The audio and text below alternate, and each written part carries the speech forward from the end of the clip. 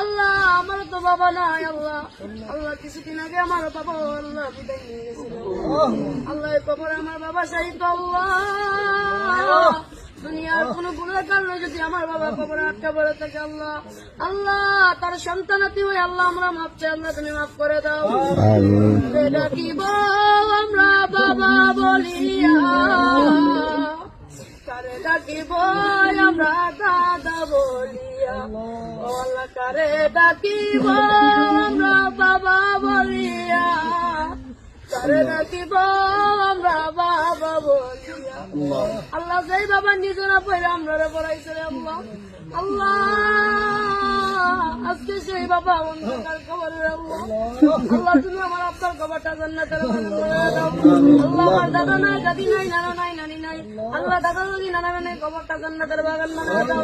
আল্লাহ তারা তো দুয়ার আসে বসে থাকে রে আল্লাহ, আল্লাহ তারা দুনিয়া আওলাদ পাঠাইছে আল্লাহ, তারা তো আজকে অন্ধকার কবরে, তারা আওলাদের কাছে আল্লাহ সাহায্য চাই। আল্লাহ তুমি তো তোমার হাবিবে বলেছে কোন এতিম সন্তান যদি তার আব্বার কবরের কাছে আল্লাহ চোখের পানি বাড়ায় তার আব্বার জন্য দোয়া করে, আল্লাহ ডাক দিতে দেরি হয় আল্লাহ তুমি ডাক